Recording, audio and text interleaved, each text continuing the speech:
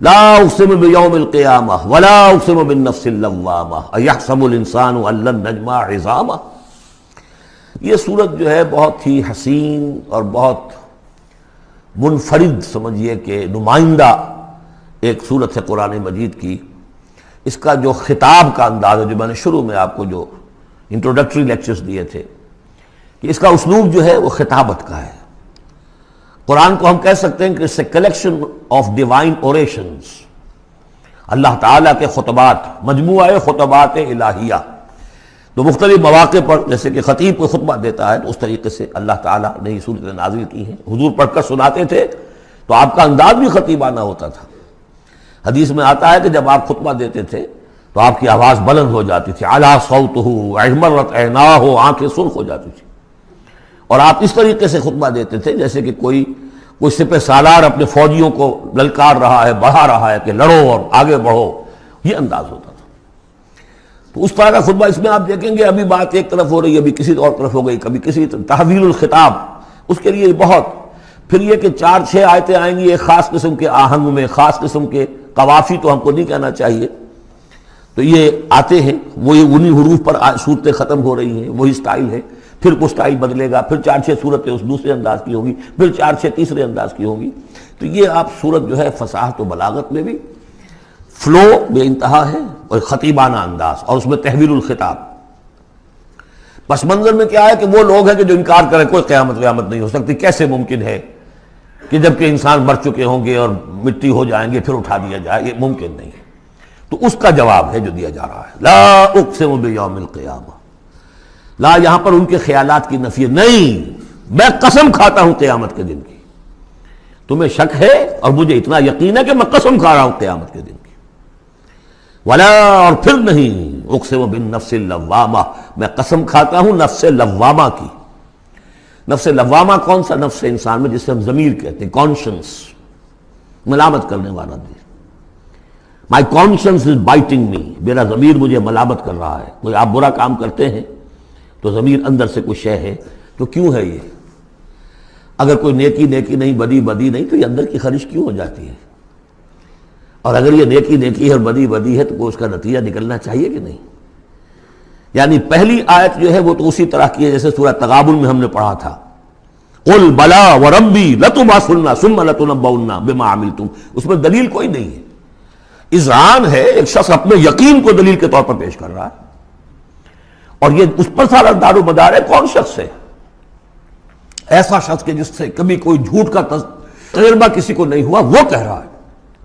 سیرت و کردار جو ہے محمد رسول اللہ کی، وہ گویا کہ دلیل کی حیثیت رکھتی ہے اس قول کے پیچھے.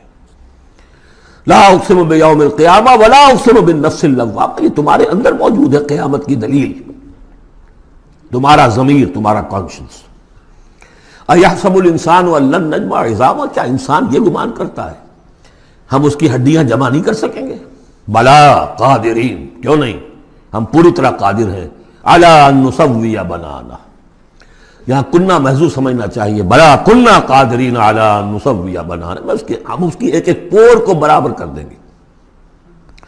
بل یرید الانسان لیفجر امامہ، اصل سبب جو ہے آخرت کے انکار کا وہ یہ ہے کہ انسان چاہتا ہے کہ فسق و فجور جس کا عادی ہو گیا اسے جاری رکھے. حرام خوری چھوڑنی نہیں، جس عیش کا خوگر ہو گیا ہوں اس کو چھوڑ نہیں سکتا. قیامت کو مانوں گا تو پھر دیکھنا پڑے گا کیا غلط ہے، کیا صحیح ہے، کیا جائز ہے، کیا ناجائز.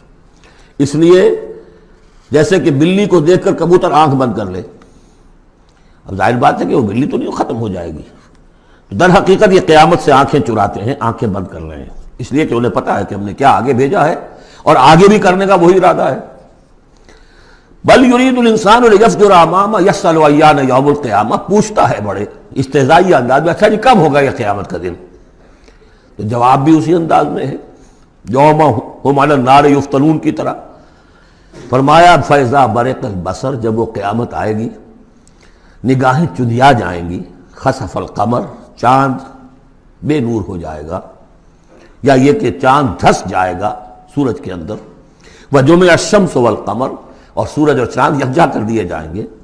یہ جو ہے کشش ثقل کا جو باہمی ثقل ہے ان کروں کا، اس کے نظام میں ذرا سی کہیں گڑبڑ ہو اور پھر تو یہ سب کے سب ایک دوسرے سے ٹکرائیں گے. فَإِذَا بَرِقَ الْبَصَرُ وَخَسَفَ الْقَمَرُ وَجُمِعَ الشَّمْسُ وَالْقَمَرُ يَقُولُ الْإِنسَانُ يَوْمَئِذٍ أَيْنَ الْمَفَرُّ، یہی انسان اس دن کہے گا ہے کوئی جگہ بھاگ جانے کی؟ کلا نہیں، لا وزر،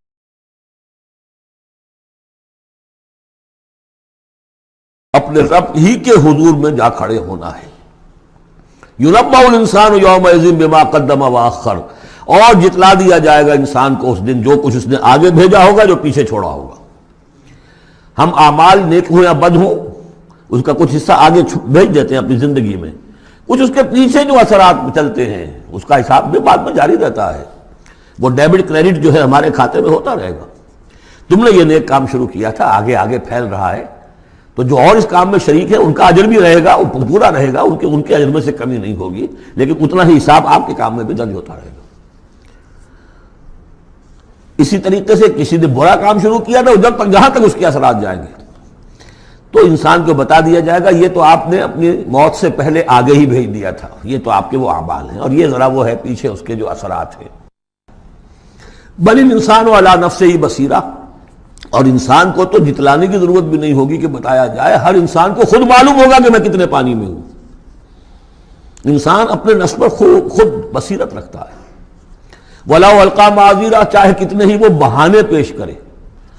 ہوتا ہے کہ انسان کوئی شخص جو ہے بڑا چرب زبان ہے اور وہ اپنے آپ کو بالکل ریشنلائز کر لیتا ہے اپنے طرز عمل کو، میں نے ٹھیک کیا، صحیح کیا، کوئی غلط بات نہیں ہے، کوئی عذرات موجود ہیں، تو معترضین کی تو زبان بند ہو جاتی ہے، اب کچھ نہیں کہہ سکتے، لیکن یہ کہ اس کا دل اس کو بتا رہا ہوتا ہے کہ تو جھوٹا ہے۔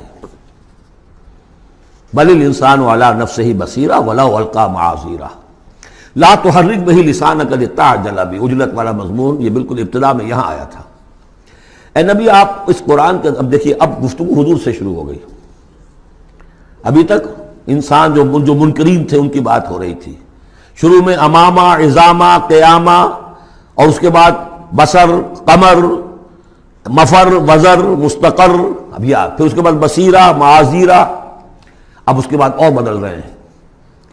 لا تحرک بہ لسانک لتعجل بہ، آپ اس قرآن کے ذریعے سے قرآن کے ساتھ اپنی زبان کو تیزی سے حرکت نہ دیں کہ جلدی سے آپ اس کو یاد کر لیں۔ ان علینا جمعہ وقرآنہ، ہمارے ذمے ہے اس کو جمع کر دینا اور پڑھوا دینا۔ جمع بھی کر دینا کہ اس میں سے کوئی حصہ جو ہے آپ بھولیں نہیں، اور قرآن بھی اس کی ترتیب بھی ہم بتاتے جائیں گے کہ اب جو وحی آئی ہے اس کو کہاں رکھنا ہے، تاکہ اس کی ترتیب معین ہو جائے۔ فَإِذَا قَرَأْنَاهُ فَاتَّبِعْ قُرْآنَهُ، پھر جب ہم پڑھوائیں اس کو جس ترتیب سے، اسی کی پیروی کیجیے گا۔ یہ ترتیب وہ ہے ترتیب مصحف جس کے تحت کے قرآن مرتب کیا گیا، اور ہم مانتے ہیں کہ یہ ترتیب نزول کی نہیں ہے، نزول کے ساتھ ہی اللہ تعالیٰ کا حکم آتا تھا کہ اب یہ وحی فلاں جگہ ہوگی۔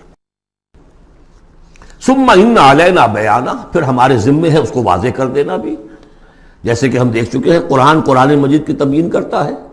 سورہ نساء میں دو احکام کے بارے میں آئے گا، یستفتونک، اور حالانکہ وہ حکم آ چکا ہے سورہ نساء میں پہلے، لیکن لوگوں نے سوال کیا قل اللہ یفتیکم فی الکلالہ، تو جاؤ اللہ واضح کر دیتا ہے، تم پر ابھی واضح نہیں ہوئی کلالہ کی بات، لو وعدہ کر دیتا ہے۔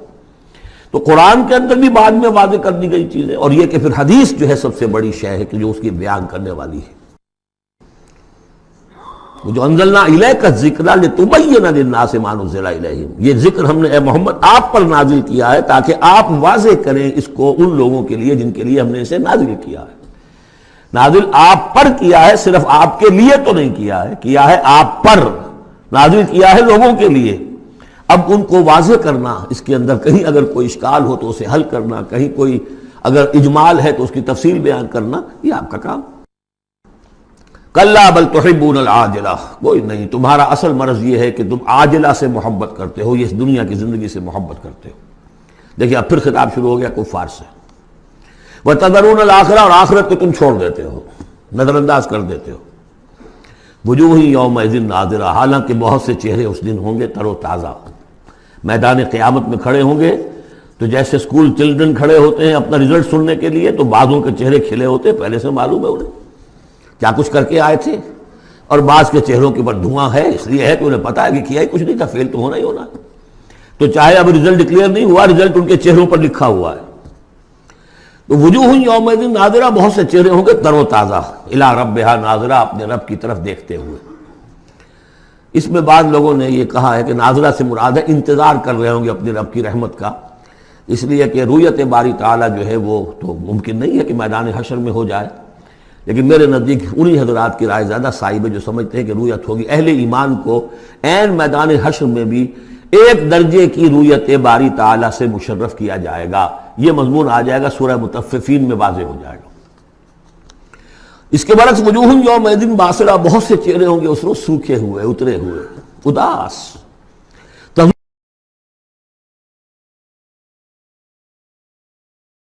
کی ریڑھ کی ہڈیاں توڑ کے رکھ دے گا۔ کلا اذا بلغت التراقی، اب ایک نقشہ دکھایا جا رہا ہے، ایک تو بڑی قیامت ہے، فاذا برق البصر وخسف القمر وجمع الشمس والقمر یقول الانسان یومئذ این المفر۔ ایک تو وہ ایک قیامت ہے جو فرد کی قیامت ہے، موت جب آتی ہے، قیامت صغریٰ۔ کلا اذا بلغت التراقی، جب یہ جان آ کے پھنس جاتی ہے ہنسلیوں میں۔ وقیل من راق، کہا جاتا ہے کوئی جھاڑ پھونک کرنے والا۔ بڑے بڑے ریشنلسٹ بھی اس مرحلے پر آ کر، بابا ڈاکٹروں نے جواب دے دیا، حکیموں نے جواب دے دیا، چلو کوئی تعویذ گنڈا کچھ ہو کہیں سے، کوئی جھاڑ پھونک کوئی تو ہو، کسی طریقے سے ہو، تو آخری درجے میں وہ بھی انسان چیخ پکار کر لیتا ہے۔ قیل من راق، ہے کوئی جھاڑ پھونک نہ کرنے والا۔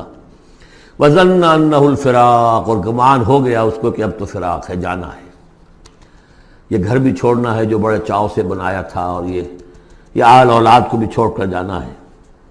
والتفت الساق بالساق، اور وہ جو جان کندنی کا عالم ہوتا ہے تو پنڈلی پنڈلی سے لپٹ رہی ہے، جان نکلنی شروع ہوتی ہے جسم کے نچلے حصے سے۔ الی ربک یومئذ المساق، اس دن تو تمہیں اپنے رب ہی کی طرف دھکیلے جانا ہے۔ پھر بدل گئے قوافی، فلا صدق ولا صلی، تو نہ اس نے تصدیق کی نہ نماز پڑھی، ولیکن کذب وتولی، بلکہ جھٹلا دیا اور پیٹھ موڑ لی۔ تصویر لفظی ہے جو نقشہ اس وقت ہوتا تھا۔ ثم ذهب الی اہلہ یتمطیٰ، اور پھر چلا اپنے گھر والوں کے پاس اکڑتا ہوا جا رہا ہے۔ حضور کی بات کو تو نظر انداز کر دیا، امشو، چلو چلو یہاں سے، واسبروا علی آلہتکم، صبر کرو، جا کے جمے رہو اپنے آلہہ پر۔ ذهب الی اہلہ یتمطیٰ اولیٰ لک فاولیٰ ثم اولیٰ لک فاولیٰ، افسوس ہے تجھ پر اور افسوس ہے تجھ پر اور پھر افسوس ہے تجھ پر اور پھر افسوس ہے تجھ پر۔ ایحسب الانسان ان یترک سدی، کیا انسان یہ سمجھتا ہے کہ اسے یوں ہی چھوڑ دیا جائے گا؟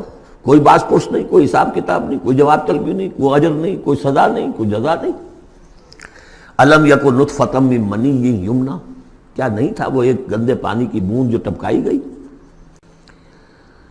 ثم کان علقاً، پھر وہ ایک جونک کے مانند تھا کہ جو رحم مادر کی دیوار کے ساتھ چمٹی ہوئی تھی۔ علقۃً فخلق فسویٰ، پھر اسی کو اس نے بنایا، اسی میں نقش و نگار بنا دیے، اسی میں آنکھیں آ گئیں، اسی میں کان آ گئے، اسی میں کیا کیا بنایا۔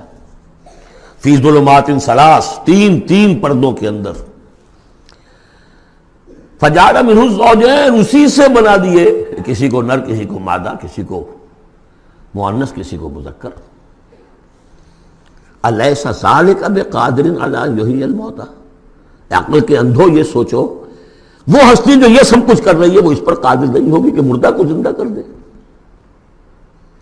جو تمہارا مشاہدہ ہے گندے پانی کی ایک بوند سے، افلاطون بھی اسی سے آ گیا، اور بقراط بھی، اور سقراط بھی، اور ظاہر بات ہے انبیاء بھی وہیں سے آئے ہیں۔ کہاں سے آئے ہیں؟ ایک ہی استثناء ہے نا حضرت عیسیٰ علیہ السلام کا، باقی تو سب کہاں سے آئے؟ وہیں سے آئے۔ سارے اولیاء اللہ کہاں سے آئے؟ وہیں سے آئے۔ گندے پانی کی بوند، اس سے کیا کچھ وہ بناتا ہے؟ تو تمہارا یہ خیال ہے کہ وہ مردہ کو زندہ نہیں کر سکے گا، اتنا عاجز ہو گیا۔ فعینا بالخلق الاول بل ہم من خلق جدید۔ اس کے بعد جیسا کہ یہ سوال ہے، بلا، کیوں نہیں؟ پروردگار یقیناً الیس ذلک بقادر بلا نشہد انک قادر علی ان تحیی الموتیٰ، ہم اس پر گواہ ہیں۔